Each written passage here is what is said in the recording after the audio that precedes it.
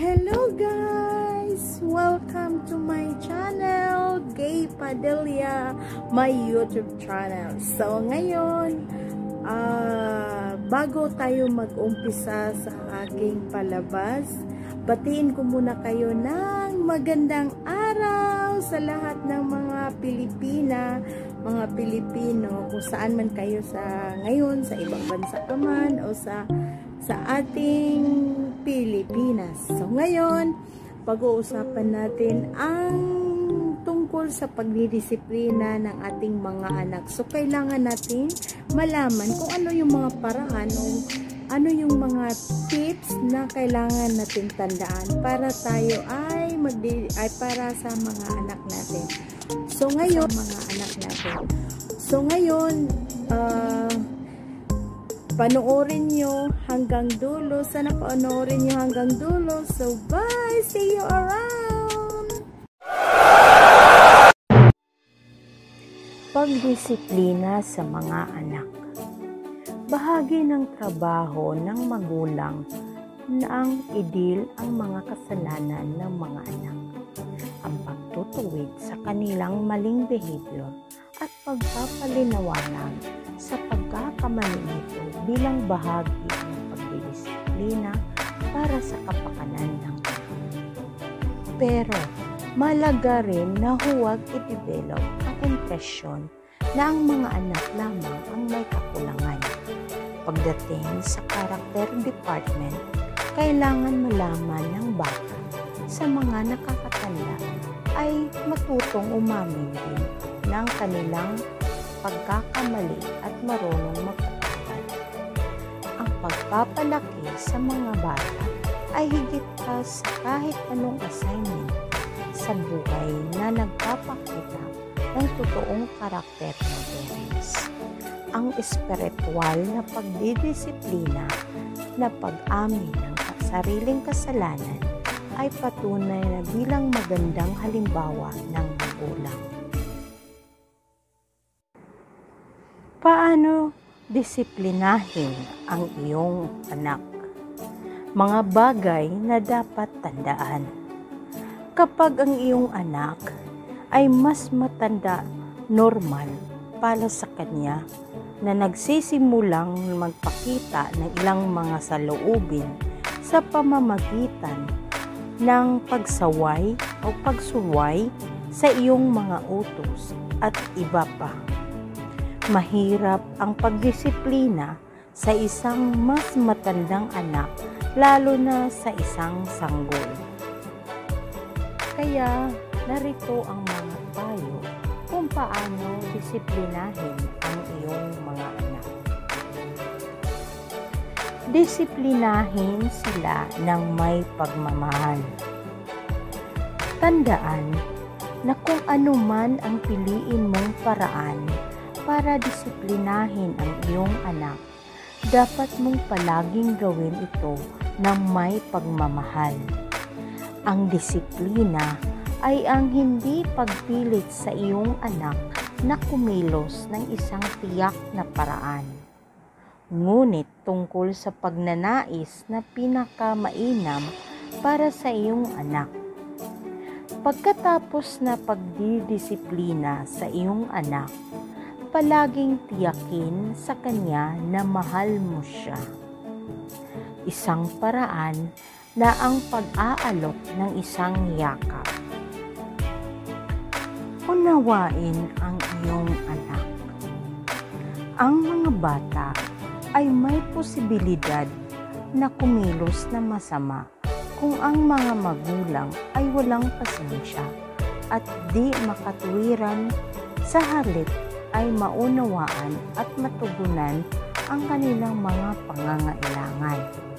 Ang iyong anak ay bata pa at hindi natutunan kung paano haharapin ang mga damdamin tulad ng inip, kagutuman at pagkapagod.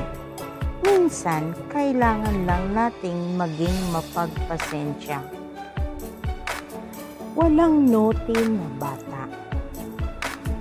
Mahalaga na tandaan na kahit gaano kasama ang ginagawa ng iyong anak, hindi siya isang naughty na bata. Sa katunayan, kung nakita mo ang iyong sarili na tumatawag sa iyong anak na galawgaw, dapat kang huminto. Baka isipin niya na siya ang tinatawag mo nito sa halip ang kanyang pag-uugali. O kaya ipapaliwanag mo sa kanya kung ano ang mga kamalian o mali niyang mga ginagawa. Magtatag ng mga panuntunan. Ang mga panuntunan sa sambahayan ay panatilihing ligtas ang iyong pamilya. Ang iyong tahanan ay tumatakbo ng maayos at magsusulong ng isang malusog na kapaligiran.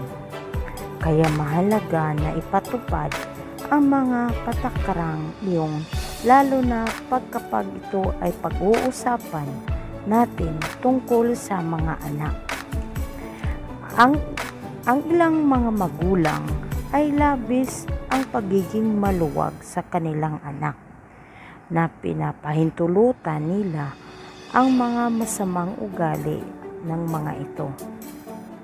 Gayunpaman, ang iyong anak ang higit pang mga boundaries kailangan niya sa pamamagitan ng hindi pagtugon sa masamang pag-uugali o nagiging mas mahirap na baguhin ito sa ibang pagkakataon. Paluin o huwag paluin. Bagamat marami sa atin ang pinapalo at lumaking maayos, ang mga eksperto ay nagsasabi na ang kaparusahan na pagpalo sa mga bata ay maaaring makapanisala sa mga bata sa kanilang pag-iisip at personalidad. Ipinakikita ng mga pag-aaral na ang mga bata na pinalo ay mas malamang na magkakaroon ng mga isyu sa depression, paggamit ng droga, at pagkakaroon o pagtatanim ng matinding galit bilang matatanda. Subukan muna ang ibang mga estratehiya sa pagdisiplina.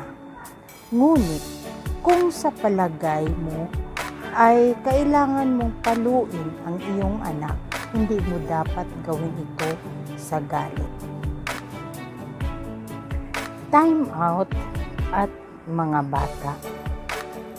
Para sa mga bata may edad na 2 at pataas, ang mga time out sa ligtas at tahimik na sulok ay epektibong pamamaraan. Pinapayuhan ng mga eksperto ang pagtatakda ng 1 minuto para sa edad ng iyong anak.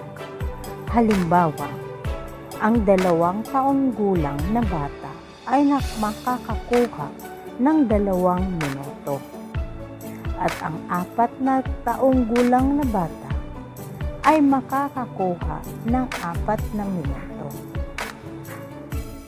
Libangin ang iyong sanggol. Para sa mga mas nakakabatang mga anak, maaaring subukan ng mga magulang ang pag-aalis sa sanggol upang maiwasan ang mga meltdown. I-redirect ang kalungkutan at kakulangan sa ginhawa ng iyong anak sa mga nakakatuwang aktibidad tulad ng isang laro o isang kanta. Kumbaga, libangin siya upang maramdaman nila na hindi sila nag-iisa. Dahil dito, naipakita mo ang iyong pagmamahal. Bigyan sila ng sapat na atensyon. Kadalasan, kaya nagiging matigas ang ulo ng isang bata ay dahil kulang sa atensyong binibigay sa kanila, kaya naman nililipat nila ang kanilang atensyon sa ibang bagay at dito ginugulgol nila ang kanilang oras. Naniniwala ako na pinakamabisang paraan ng pagdidisiplina ay pagbigay ng atensyon sa mga anak.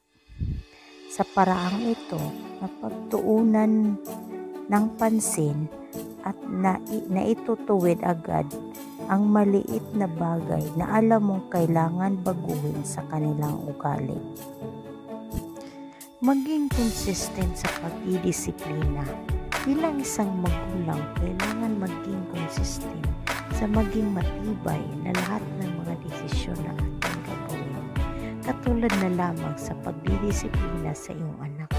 Kapag kukunin mo ang kanilang laruan o ibibigay ang kanilang consequence, huwag agad maging malambot ang puso, dahilan para bitawan ang pagdidisiplina sa kanila.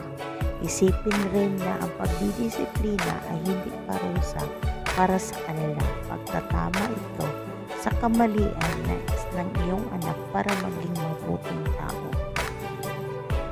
Dito nagtatapos ang aking munting salaysay tungkol sa pagdidisiplina ng anak. So alam natin, talagang mahirap talaga ang magpapalaki ng mga anak. Pero alam nyo ba, lalo itong magiging mahirap kung ipagkakait mo ang kanilang kailangang disiplina nila. Bakit?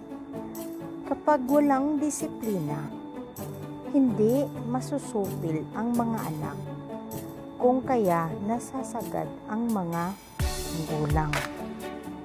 Pangalawa, pabago-bago ang pagiging patakaran ng magulang sa anak, kung kaya nalilito ang mga anak nito. Sa kabilang dako, ang timbang na pagdidisiplina sa maibiging paraan ay huhubog sa pag-iisip at moralidad ng bata. Tutulong din ito sa kanya na pagiging panatag habang lumalaki na responsable.